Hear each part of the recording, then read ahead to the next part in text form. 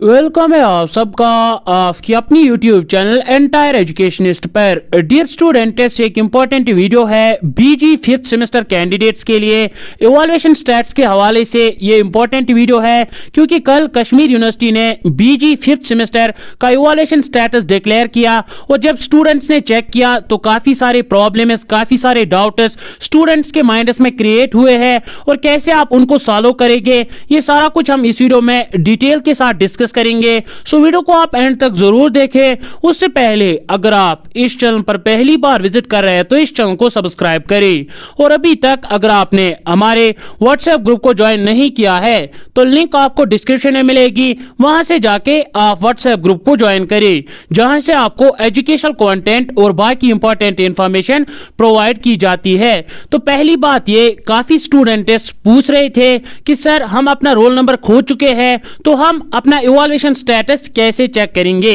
देखिए, अगर आपका एग्जामिनेशन रोल नंबर खो चुका है तो वो आपको कॉलेज से कांटेक्ट करना है। अगर आपकी उनसे अच्छी जान पहचान है तो फोन पे आप वहां से अपना रोल नंबर पता कर सकते हैं। अगर नहीं है तो आपको कॉलेज जाना है, उनको अपना रजिस्ट्रेशन नंबर देना है, वहां से वो आपको फिफ्थ सेमेस्टर का एग्जामिनेशन रोल नंबर प्रोवाइड करेंगे क्योंकि ये रिकॉर्ड सिर्फ उन्हीं के पास होता है और विदाउट रोल नंबर आप इवैल्यूएशन स्टेटस चेक नहीं कर सकते। और ये जरूरी चेक करना है क्योंकि इन केस अगर आपकी किसी सब्जेक्ट में NA, LO या सिट्रे या स्टार होगा फिर वो फाइनल रिजल्ट में आपका सब्जेक्ट रीअपियर आएगा। तो ये जरूरी है फाइनल रिजल्ट से पहले पहले आप अपना इवैल्यूएशन स्टेटस चेक करें और अगर किसी भी सब्जेक्ट का रिजल्ट इवैल्यूएशन स्टेटस में शो नहीं हो रहा है तो वहीं से आप कॉलेज में एप्लीकेशन भी दे दीजिए और इवैल्यूएशन स्टेटस की फोटो कॉपी भी उसके साथ रखें ताकि फाइनल रिजल्ट में आपको कोई भी परेशानी ना हो।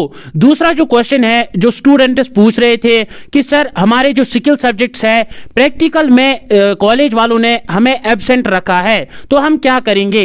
देखिए, अगर आप कॉलेज गए हैं, आपने प्रैक्टिकल एग्जामिनेशन अटेंड किया है, फिर भी कॉलेज वालों ने एब्सेंट रखा है तो आप उनको कंप्लेन कर सकते हैं कि ये हमारे ग्रेजुएशन का मामला है, तो अगर हम प्रेजेंट थे उस टाइम तो मार्क्स अपलोड क्यों नहीं हुए हैं।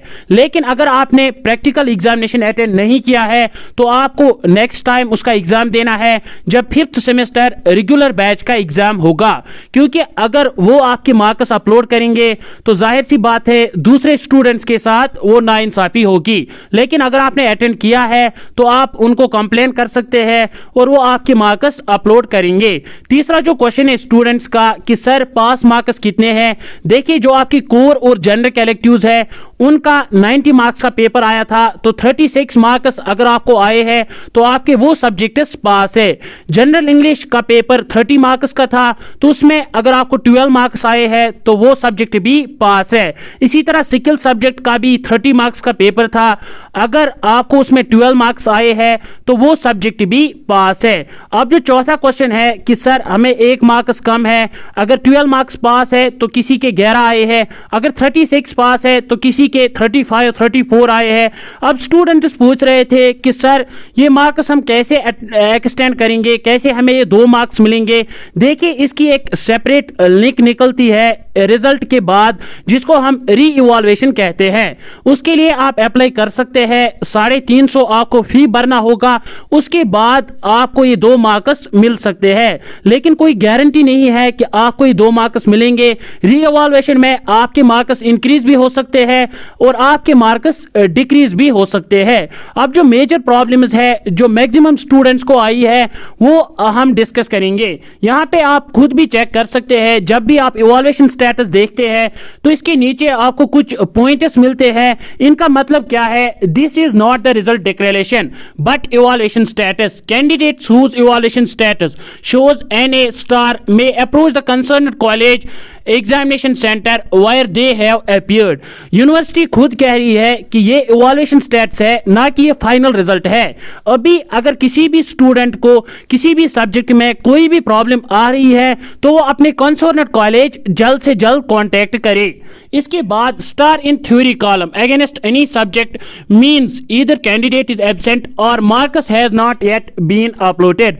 अगर आपके किसी भी सब्जेक्ट में स्टार दिखा रहा है इसका मतलब या तो आप उस सब्जेक्ट में एब्सेंट थे, अगर आप एब्सेंट नहीं थे, आपने एग्जामिनेशन में पार्टिसिपेट किया है, तो अभी मार्क्स अपलोड नहीं किए गए हैं। ये कभी कभार होता है यूनिवर्सिटी इवैल्यूएटर से, या कॉलेज में आपने अटेंडेंस नहीं की होगी, कोई ना कोई इशू रहा होगा। अगर आप कॉलेज जाएंगे एक रिटन एप्लीकेशन के साथ, तो फाइनल रिजल्ट में आपको ये इशू देखने को नहीं मिलेगा। इसके बाद है any in practical column against any subjects means either candidate is absent और marks has not sent by concerned college.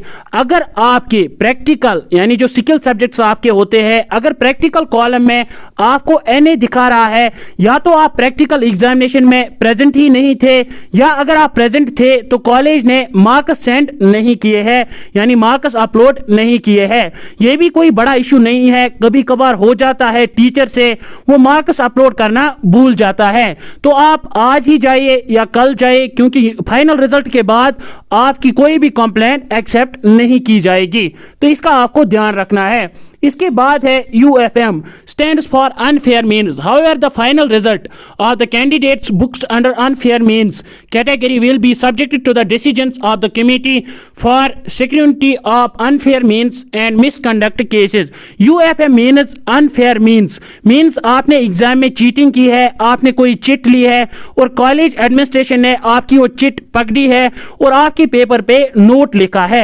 इसके बहुत कम चांसेस है कि आपको ये सब्जेक्ट पास कर दिया जाएगा, चाहे आपने कितने भी मार्क्स किए होंगे।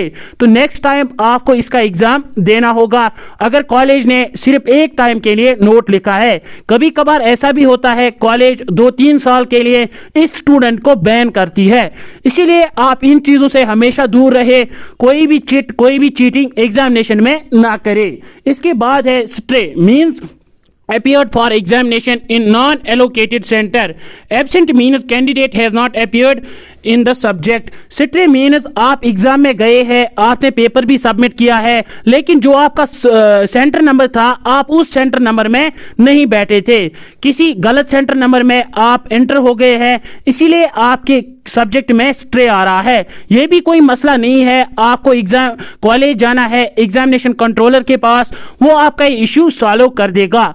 एब्सेंट सिंपल मीन्स कैंडिडेट ने एग्जाम दिया ही नहीं है और इसका कोई सोल्यूशन नहीं है, इसके लिए आपको दोबारा ही एग्जाम देना पड़ेगा। एक और कॉमन प्रॉब्लम जो स्टूडेंट्स फेस करते हैं कि सर जब हम अपना इवैल्यूएशन स्टेटस चेक करने जाते हैं, हम अपना रजिस्ट्रेशन नंबर एंटर करते हैं तो हमें दिखा रहा है इनवैलिड रजिस्ट्रेशन नंबर और रजिस्ट्रेशन नंबर नॉट फाउंड। ये इसलिए होता है क्योंकि स्टूडेंट्स प्रॉपर तरीके से अपना रजिस्ट्रेशन नंबर एंटर नहीं करते। यहां आप ध्यान रखें, मैं आपको दिखाऊंगा कैसे आपको अपना रजिस्ट्रेशन नंबर एंटर करना है, फिर आपको ये एरर देखने को नहीं मिलेगा। जब भी आप अपना रजिस्ट्रेशन नंबर लिखेंगे, फॉर एग्जांपल आपका ये रजिस्ट्रेशन नंबर है, आपको इसके बाद ये वाला स्लैश यूज करना है, जो बीच में स्लैश आता है ये वाला आप ध्यान दें, यही आपको इस्तेमाल करना है, क्योंकि कुछ स्टूडेंट्स फिर ये स्लैश डालते हैं, कुछ ये डालते हैं, इसीलिए आपका इवैल्यूएशन स्टेटस शो नहीं करता और आपको ये एरर आता है रॉन्ग रजिस्ट्रेशन नंबर और इनवैलिड रजिस्ट्रेशन नंबर। इसके बाद आप जिस भी कॉलेज से है, मान के चलिए आप कुलगाम कॉलेज से है तो आपको कैपिटल में लिखना है KUL, या आप जिस भी कॉलेज से है आप अपने कॉलेज का कोड कैपिटल वर्ड्स में एंटर करें। इसके बाद दोबारा आपको यही स्लैश देना है जो बीच में आता है। इसके बाद आपको देना है अपना बैच, अगर आप 2018, 19, 17 बैच है ये आपको एंटर करना है। ये आप देखिए आपको इसी पैटर्न से अपना रजिस्ट्रेशन नंबर एंटर करना है, उसके बाद आपको कोई भी इश्यू देखने को नहीं मिलेगा।